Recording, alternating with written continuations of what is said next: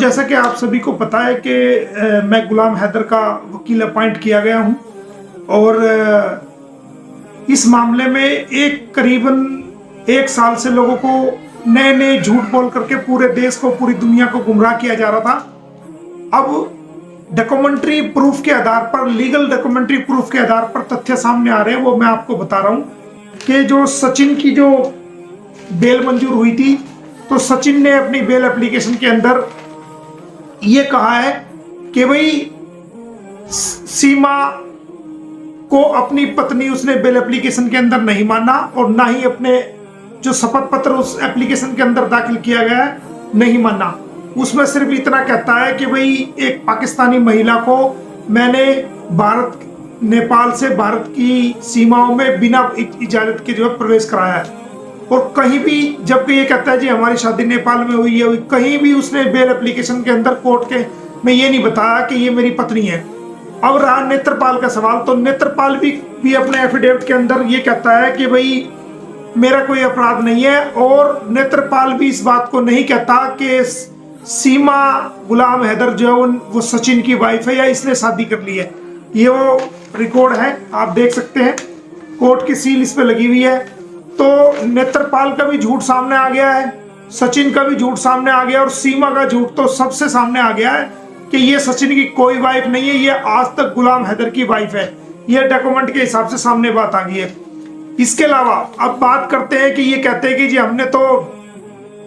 तो सनातन धर्म यानी कि मुस्लिम से हिंदुइज्म में चले गए हैं। तो मैं आपको बता दूं कि उत्तर प्रदेश के अंदर एक धर्म परिवर्तन कानून यानी कि उत्तर प्रदेश विधि विरुद्ध धर्म परिवर्तन प्रतिषेध कानून लागू किया गया है, और इस कानून के तहत जो भी किसी व्यक्ति को धर्म परिवर्तन कराएगा तो उसको 3 साल से 10 साल की बामुश्किल कैद होगी, उसको सजा होगी, और 15,000 से 50,000 के बीच में जुर्माना होगा। कोई व्यक्ति बच्चों का, महिलाओं का धर्म परिवर्तन करेगा तो उसको 10 साल की कैद होगी, उसमें SC ST के बच्चे हो या कोई भी नाबालिग बच्चा हो। उन बच्चों को अगर धर्मांतरण कोई करता है, उसका धर्म परिवर्तन करता है, तो 10 साल की कैद उसके अंदर होगी, 15 से 50,000 रुपए तक का जुर्माना होगा और उसको कैद भी होगी। और जहां तक सवाल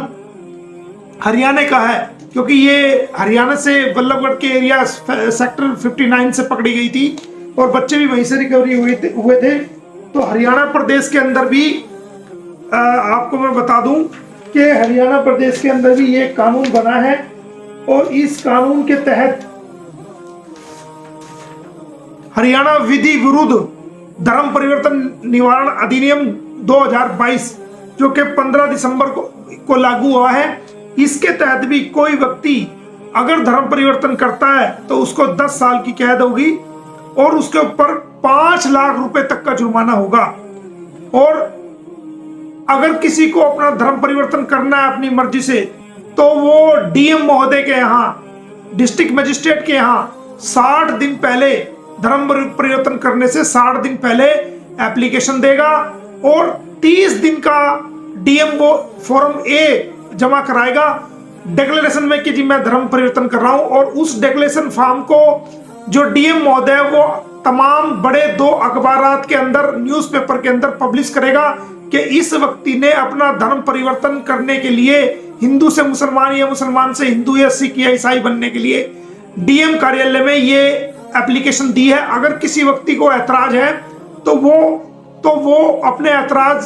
शामिल कर सकता है, लेकिन सीमा मामले में ऐसा कोई भी एप्लीकेशन या कोई भी धर्म परिवर्तन की डिक्लेरेशन जो है वो अखबार में अभी तक नहीं आई है, और ना ही इस प्रकार की मुझे लगता है कि कोई एप्लीकेशन दी गई है। तो ये आज तक कोई धर्म परिवर्तन नहीं हुआ, ये आज तक भी मोमडन की मोमडनी है, सिर्फ दिखावा धर्म परिवर्तन का कर रही है। और इसके अंदर जहां तक बच्चों का मामला है कि बच्चों का धर्म परिवर्तन में कानून क्या कहता है,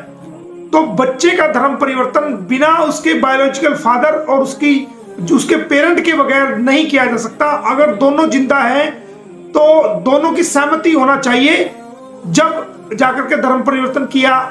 जा सकता सहमति से। लेकिन इसमें कोई सहमति गुलाम हैदर के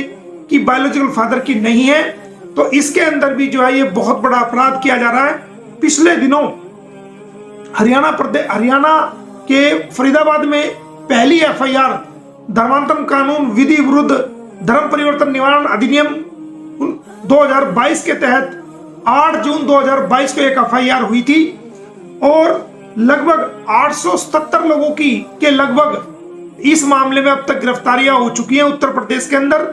और बहुत सारी एफआईआर इसके अंदर दर्ज हो चुकी है जो कि ऑन रिकॉर्ड है। तो अभी इनका धर्म परिवर्तन की बात करें तो इन्होंने कानूनी रूप से धर्म परिवर्तन भी नहीं किया है। ये निरी लोगों को, भारत के लोगों को गुमराह कर रही है और भारत के लोगों को ये 1 साल से जो है हमें सारी झूठ फैला रही है। अब सारा झूठ आपके सामने मैं ले आया हूं कि सीमा ना तो सचिन की वाइफ है और ना ही सचिन से उसकी किसी प्रकार की कानूनी शादी हुई है। तो जब इसकी कानूनी शादी नहीं हुई तो ये अपने आप को कैसे जो है ना अपनी वाइफ बता रहा है। और जमानत के सभी कागजात से, नेत्रपाल के, सचिन के, सीमा के तमाम कागजात से ये मालूम हो गया है कि वो आज तक भी गुलाम हैदर की बीवी है और अपने आप को बचाने के लिए ये चोला ओढ़ रही है। तो ये फैसला अब आपको करना है दोस्तों कि सच क्या है। मेरा काम आपके सामने सच लाना था तो मैं आपके सामने सच ले आऊं। जल्दी एक बहुत ही बड़ी आपको सूचना दी जाएगी।